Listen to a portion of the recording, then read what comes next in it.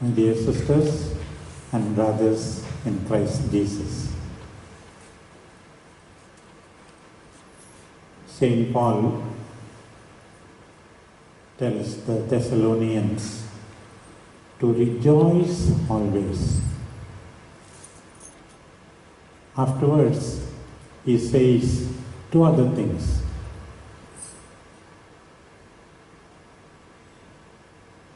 In everything give thanks to the Lord, and then pray without ceasing.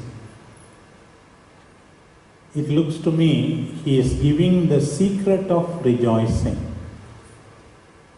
If you pray, you can rejoice. If you are thankful, if you are grateful, you can be happy. Sometimes we think of so many things that do not go according to our intentions, and we become perpetual grumblers and constant complainers. This is not okay, that is not okay. In one sense, even for our sufferings, we have to thank the Lord. During this COVID, you and I are still alive. It is the mercy of God. We have to be thankful. The first lesson I want to tell all of you, teachers, children, and the family members of teachers is be grateful. Be grateful to God. Be grateful to your family. Be grateful to for all the blessings you have received over the years up to now. That is very, very important. Today we are gathered here to thank the Lord above all for giving these 4 teachers who are retiring. We are thanking the teachers also. We are present in miniature, a small group, over the years of long service. So many years of service. So many children are here silently present. Think of all your children. Think of their parents and family members. They are all grateful to you, my dear teachers. You have done a wonderful job. In the 10 Commandments, the first 3 commandments speak about our duty towards God. There should be only one God. And you should not take the name of God in vain. And then the 3rd commandment, observe the Sabbath, the 3 commandments. Afterwards comes the 4th commandment, honor your parents. Positive commandment is honor your parents. And the teachers are equivalent to parents.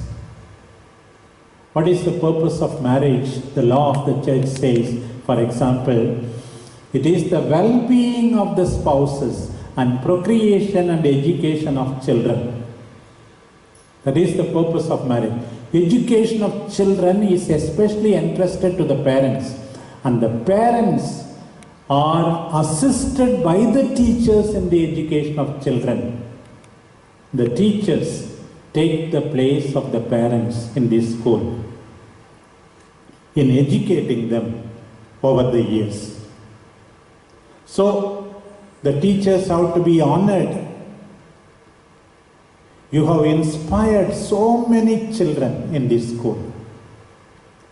And Sisters of St. Anne, Bangalore, rejoice in you. Rejoice in you. We come across a great teacher, Moses, in today's first reading. What he does for the people of Israel. You know, the people of Israel forgot all the marvelous deeds the Lord did in their life. He made the Red Sea into 2. They escaped from the slavery of Egypt. The Lord fed them with manna in the desert. The Lord gave them water from the rock. He gave them quails as meat. They forgot. And then they sinned. They wanted to worship idols. God is furious. Go and see your people. In some of the commentaries it is said, Moses is how much pleading for the people. Lord, when they are good, they are your people. When they are bad, are they my people? He is asking, it seems. And then he says, I am going to destroy them. Then the teacher is pleading for the children, for the students. Don't destroy them, please. Otherwise, people will say, you are not true to your promises. You said you will make them a great nation. It is not good. What about your promises to Abraham, to Isaac, to Jacob? All these promises will become false. Lord, don't destroy them. God tells him, I will take care of you, but I will destroy them. Sometimes trade union leaders will get a lump sum from the employers, and then they will betray the interests of the workers. Here in today's first reading, see what Moses says. If you want to destroy them, destroy me also. Identification of this great teacher, you see. And then in another commentary it is said, Moses says, the angels are telling, destroy them to God. Moses is fighting with the angels. You don't know how to observe the commandment. Only human beings can observe the commandments. You keep quiet, he tells them. Lord, is it not your mistake? You kept them too long in Egypt, and they are imitating the habits of their own people, those people. That's why have mercy on them. Moses is interceding. This is the motherly heart, parental heart, teacher's heart, wanting the children to excel. Teachers, really, you are wonderful. You gave light to so many, like a candle. You were consumed, but then in the process, you gave light to so many children, so many families. The Lord looks at your effort. The Lord is really grateful. He will not let you down. You have done a wonderful job all these years. Surely, you will have your recompense. You will have your reward. The joy. I recall my own teachers, starting from the elementary school, my own teachers. It is because of them I am here today. I am here today. So many people you have helped. So many lives are grateful to you today. And then continue to have this same compassionate heart of Moses, pleading for the children, pleading for the people, and asking God to bless them abundantly. It will be really marvelous. How to show our gratitude? I recall one little incident that was narrated to me. I liked it very much. One little girl studying 7th standard was studying in a school near the seashore. Her village was near the seashore, apparently. On the teacher's birthday, the girl brought a seashell to the teacher. When you keep the seashell in your ears, it is as though so many lives are there inside, full of life, some noise, some music. So many beautiful sounds came from the seashell. The teacher knew that that shell was not found near their part of the land. So where did you get it? The teacher asked the little girl. The girl said, no, it was far away, 7 kilometers. I walked along the seashore because there was no bus to go to that interior place. I walked 7 kilometers along and then found it and brought it for you. That means 7 plus 7, 14 kilometers of walk for that little girl. Then the teacher said, you need not have struggled so hard to bring such a gift to me, though it is wonderful. Said, why did you walk? The girl responded, it seems, teacher, even the walk is included in the gift, teacher. Even my walk for you is included in the gift, teacher. Today, my dear teachers, as you are at the verge of retirement, so many hearts feel towards you. Not only the children who taught you, whom you taught, their parents, their family members. Our St. sisters are grateful to you. Through you, they could minister to so many children here in this part of Bangalore. We think of it.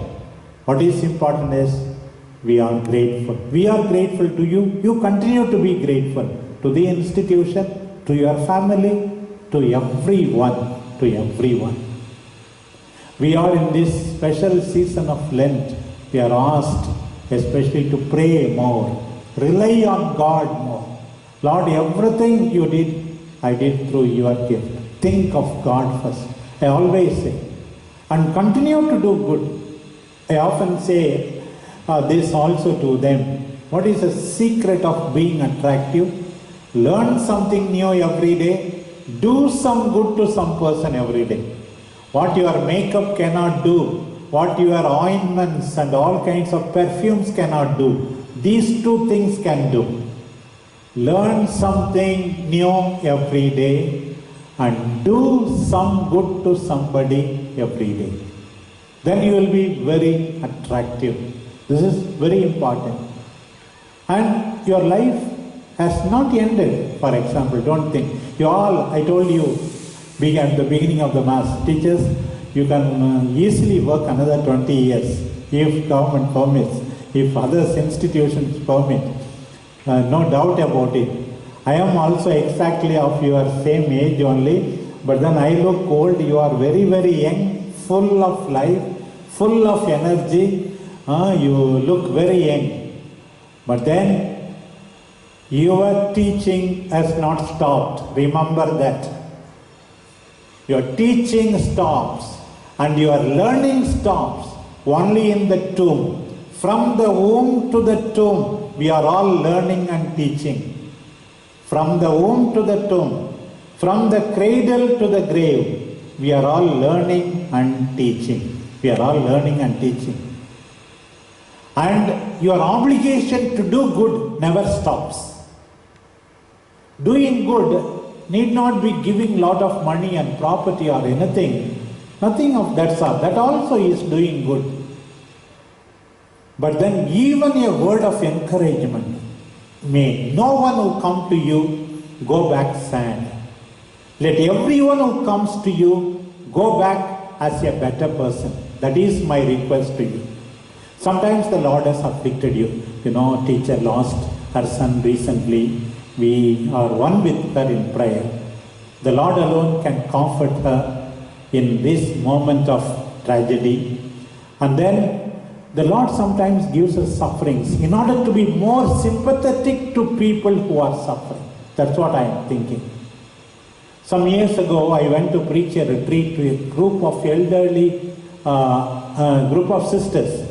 But in that house, there was also an old age home for the sisters. Only for the Mass, these elderly sisters came. One sister was 90 years old. Another sister was 85. These two came for the Mass. Just before the Mass, I just passed by that side. At that time, as they were getting ready for the Mass, the 90-year-old was more healthy than the 85.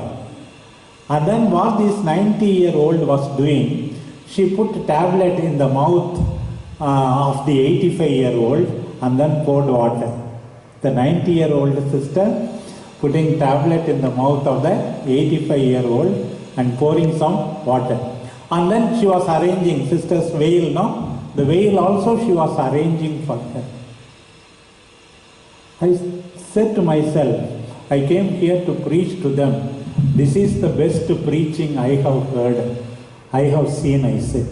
Even at the age of 90, that elderly sister proves that she can do some good to somebody.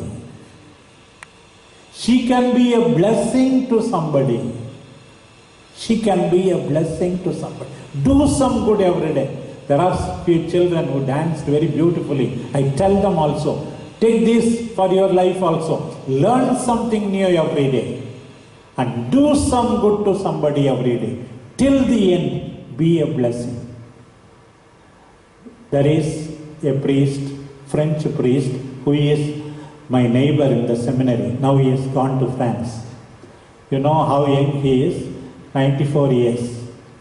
94 years. But when he is here, every day he walks 4 kilometers. 4 kilometers in the road only, not even within the seminary. And so alert for the leground. So there is no end to your learning, to your being active, to your being fruitful. Today, as I congratulate these sisters, these teachers, for your excellent service, I wish you God's choicest blessings. Be grateful, be fruitful, be a blessing. We are thankful to you and continue to be blessing to all those who encounter you, and especially to your families. I thank the family members who have come of these teachers. You are also very much esteemed and appreciated by this institution. I wish each and every one of you, and thank you in the name of St. Anne's Sisters, in the name of the management, in the name of all the past students and present students and their parents. God bless you. Amen.